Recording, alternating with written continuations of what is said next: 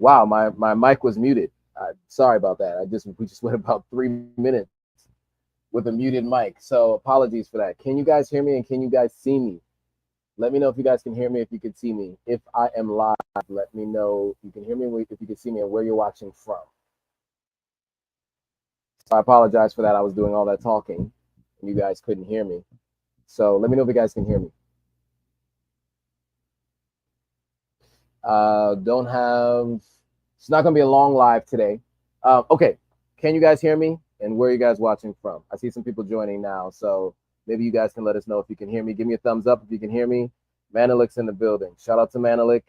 For a long time, he was helping to do a lot of the what do you call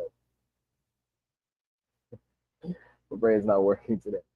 To do the chapters of the longer live videos. Remember those live streams from months back where you're not really sure what we were talking about or what all the different topics were. Manelik was a great help in putting those together at those times. So I appreciate you. And so welcome back. So he can hear me though, so that's great. So you guys can hear me. And some of you guys can let me know where you're watching from. So today we're going to talk about a conversation I've had, or I had this past weekend with one of our subscribers, somebody who follows the platform, and they were unfortunately scammed. And so we're going to talk about it. Not a follow up. What's up, Cash? All is well. Hope all is well with you. Not a follow up to the Leslie Jones story, which was an interesting one. And if you guys want to go back and watch that and see what lessons you can learn and garner from that, definitely go check it out. But this is more specific to someone else. And it was a really disheartening story that I heard. And it was something that I did not expect to hear. So I'll give you guys that info in a second. So Cash is watching from Dallas. Shout out to Dallas. Cash watching from Dallas. Body Lift Global joined, and a few other folks joined. Grant, Big Bach, Too Solid. Shout out to you guys joining on different platforms. Okay, so people are still joining the room. The room is filling up. People are starting to enter the live stream. So just for those of you who are new, today we're going to talk about an unfortunate situation one of our fellow subscribers has encountered. So I am going to likely have them on the platform later. And so at that point in time, we'll talk a little bit more about how we met and what they're all about and what they've been working on and what they've been doing. I'm just going to give you guys a little bit of insight into this scam, and just to show you the different ways that you can end up being scammed buying land on the continent of Africa.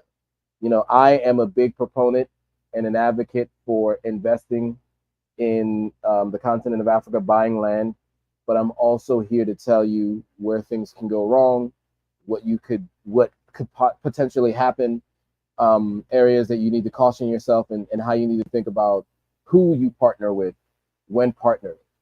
I will tell you, this person would have seemed to have done everything they possibly could do and still ran into this issue. And I think I know why.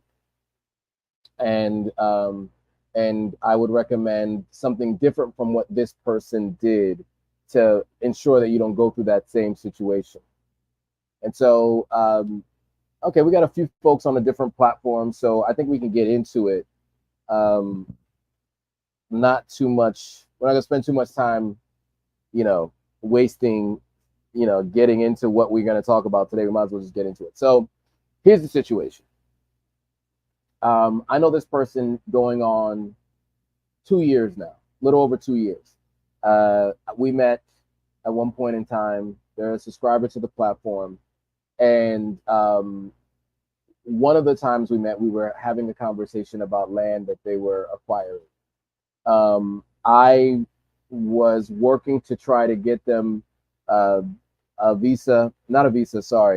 couple of different things through my connections that I have, because you guys know I do consulting for folks. You want to buy land, you want to get a visa in Ghana, you want to get a work permit, you want to get a resident permit, you want to get your Ghana card, all of those things I can help you do in Ghana. I can also do very similar things in Sierra Leone as well. I have a team of folks that can help you do that. The team that I was working with in true Ghana fashion was moving a little slower than this person needed. And this person went and got all the documentation they needed. And they had a relationship, a friendship with someone who was in Ghana. That person introduced them to someone, very prominent figure, lawyer, and involved in politics to some degree. And so this person is a public profile, public figure. So you would expect that this person would not do anything that would jeopardize their view in public. And basically, there's two explanations to what they did. There's a charitable explanation, and there's one that's a little bit more along the lines of maybe they were just being deviant and just were trying to get over on someone. So here's what happened. A significant amount of money was transferred to this individual. This individual has a mutual friend with another individual that the person who we're talking about that I know, she had known another person for over 30 years, and that person's sibling introduced her to this person who, like I said, is a lawyer and is a prominent figure. Now, this person proceeds to take money from her, a significant amount. We're going to say let's say over 20,000 US dollars, over 20,000 USD. This person takes the money and proceeds to send fake paperwork that is outdated and is not for the land that this person had anticipated buying. This person said, I have a piece of land. I want to buy this land. I've already talked to the owner. Just want to go through the process legally, right? So let me use a lawyer, which is what most people will tell you when buying land in Ghana, right? Use a lawyer. They'll say that in Sierra Leone. They'll say that in Ghana. Use a lawyer. I definitely think a lawyer should be involved, but I don't think the lawyer should project manage it for you. I think you should have someone to project manage it for you, whoever that is. I know at one point in time, Leslie was introducing people to folks who could project manage it for you. I know that there are folks at Ghana Bound are helpful in that sense. I know that Maya King of Magnate Real Estate also helps. I know that Alita Israel is also someone who has people that help you buy land. So these are all groups of folks that you can work with. I myself have a team of folks that can help you buy land. So there's a bunch of folks that you can work with. I would say that the charitable explanation is that this guy had some high profile cases that he had to work on, and he missed the window of acquiring that land from that individual. Now, one of the things that you have to know is that even if someone is normally an honest person and they have a relationship with someone else and are seen as honest, many people, specifically in West Africa, would prefer to try to give you an answer that you want to hear than the truth. And sometimes they'll try to decide that the answer you want to hear is an answer they're going to give you. So in this case, with the charitable excuse, he missed the window. He forgot to tell the person, he didn't get in touch with that person who owned the land fast enough. That person sold land to someone else. Done, gone, because it was a very good piece of land for the right price. The charitable explanation is this lawyer was working on a high profile case, wasn't able to get in contact with the landowner fast enough. That landowner sells the land. What this lawyer proceeds to do, now this part, there's no charitable explanation for this. They proceed to send another piece of land and say, I've already put a down payment on this piece of land for you because that other piece of land wasn't legitimate. So I have this other piece of land. It's smaller.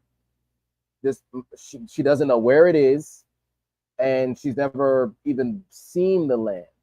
Whereas she had land that she had already met the owner, had already talked it through, knew this land that she wanted. Now this guy is offering some other piece of land that's smaller somewhere else that has never been seen. And the lawyer attempts to say that they put money down on it. Now, why is that important? Well, it's important to know that this lawyer said that they put money down on this new piece of land because she, the subscriber, I would consider a friend, was trying to retrieve her money back from this lawyer because he did not do the job that she requested of him or that they agreed on.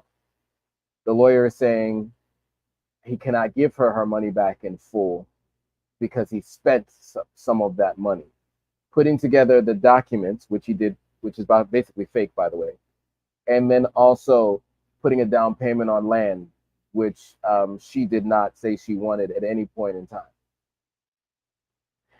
And so because she asked for the documentation ahead of time, he sent her the documentation.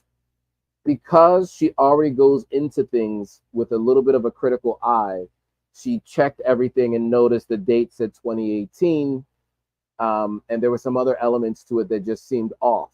The colors are different. The first 2 pages where her information, her name is on it, is one color. The information about where the land is another color. All red flags. And so she decided, you know what? Give me my money back. I don't trust you. I do not want to move forward with you at all in this way.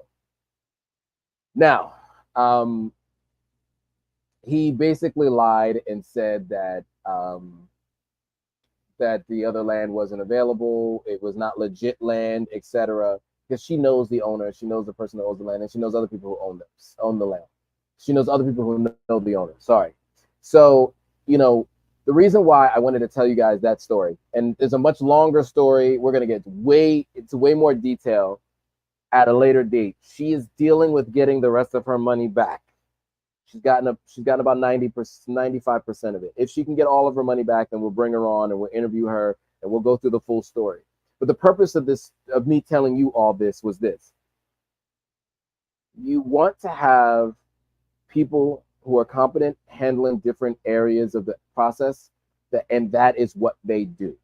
So for example, if it's a lawyer, have the lawyer work on the indentured or the conveyance in Sierra Leone, indentured in Ghana. Don't have them project manage the full process, especially if it's a high profile individual, because they have many things on their plate. And a lot of people in West Africa will say yes to everything, even though they can't handle everything. So if I was you, I'd have a team of folks working on this. One person's a contractor, one person's a project manager, one person's a real estate agent, if you need one. If you don't need one, then you don't need a real estate agent. But you want to have different people where they operate in their area of expertise and you pay them for what they do.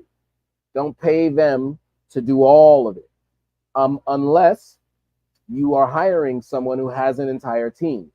Like I mentioned, the people from Ghana Bound, they have an entire team. Alita, she's no longer taking people on, but Maya King will help put you in touch with a team, Magnate Realty. And so there are different ways that you can go about doing this without ending up in a situation like this person ended up in. And it's unfortunate because, normally she does do her due diligence, but because this person had a direct contact, public profile, high profile lawyer, and has government ties, the assumption there was that this person would be on the up and up. And it seems as though throughout the whole process, up until a point, they were on the up and up.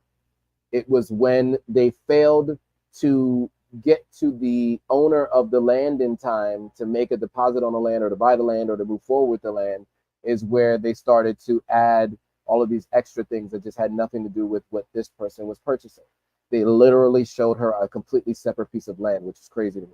And they tried to put together an indenture that had the first 2 pages with this person's information on it, and then the last 5 pages or whatever the number of pages are with a whole nother document from 2018, which is crazy. And the cost of the indentured, based on this, basically equals about $900 a page, which is not nearly what it should cost. And that's where this person really had lost the trust and the in from this person that that is a subscriber of the platform. And so that's why I wanted to tell you this story, because you may go to Ghana, you get excited, you meet a person that's like, I'm a lawyer, you know, here are my ads on TV. I know people that you know. And you say, okay, I'm just going to give you all my money, and you, lawyer, go through the process of finding the land, buying the land, doing my indenture. You could end up in a position like she did. And it's an unfortunate one. It's a lesson that she learned. It's a lesson that I even learned. Um, and it's one that you all now can learn from. And eventually what we will be doing is having her come on the platform to explain the details of this. I don't want to give too much away, because her and I will be talking about this to you all. But I just wanted to say, if you want to buy land in Ghana, if you want to buy land in Sierra Leone, if you're not going to go through my consulting service, at the very least, go through one of the people that I recommended for you. I can't tell you, I can't, emphasize this enough, that if you put all your eggs in one basket, and it's somebody who's like a lawyer, for instance. A lawyer is not a contractor. A lawyer is not a project manager. A lawyer is not a real estate agent, right? They're a lawyer, and they are very valuable and highly qualified to handle contracts and disputes in court and even out of court. Generally, they don't have the bandwidth or the know-how to do all the other things required to purchase land. And so in that sense, you don't want to entrust them to do all of those pieces that you can have other people who that's what their main focus is doing. So, you can look in the description below. If you're thinking about buying land in Ghana, if you're watching on Instagram, you can click on the link in my profile.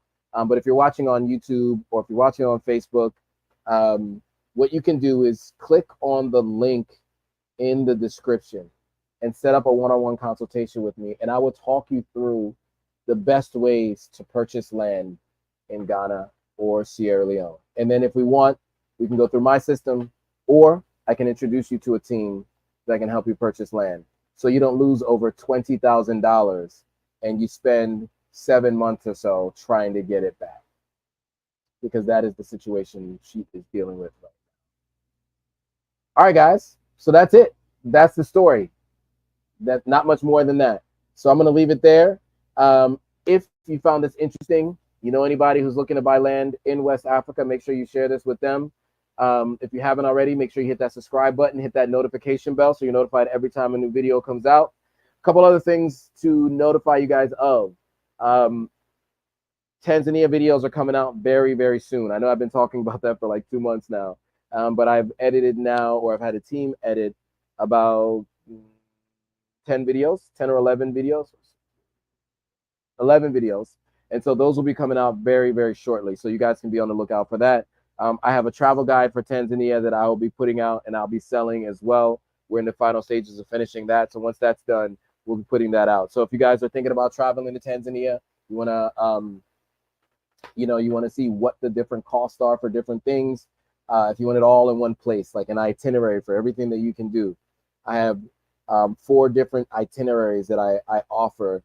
There's a budget-friendly version all the way up to the highest, most expensive version, that you can kind of get the full maximum experience that I got with maximum impact. So just stay tuned for that. All of that is coming soon. Just pay attention to the channel. I'll be posting all of that stuff soon. The content will be coming out. You'll see it in the content. Links to the itineraries will be in the description of those videos. But yeah, if you want to talk to me one-on-one, hit the link in the description. Also, if you want to support the channel, people have been asking how they can support the channel since I no longer have monetization on YouTube. You can support the channel by clicking here on the screen. Well, not clicking on the screen, but selling Authentic African Life and cash apping $Authentic African. Again, if you guys want to support the channel, here's how you can support the channel. Sell to that number there or that email there, and you can or you can cash app Authentic African. We can use all the help that you guys can provide. I do all of this for free because, like I said, YouTube is no longer monetizing the channel, and Instagram has eliminated the ability for me to go live on the Instagram page. So it's up to you guys and the help that you guys give that continues to keep this channel going. All right. So again, if you guys want to talk to me directly, have any specific questions about moving to the continent of Africa, investing, business ideas, you want to run it by someone who's lived on the continent for an extended period of time and who continues to go back and was going back and forth to the continent prior to moving, definitely got those answers for you. And if I don't have them off the top of my head, I can find them because I do know very qualified folks who run incubators and who are business owners. And so they can help answer those questions for you. All right, guys, with that, thanks for watching. I will see you all on the next video.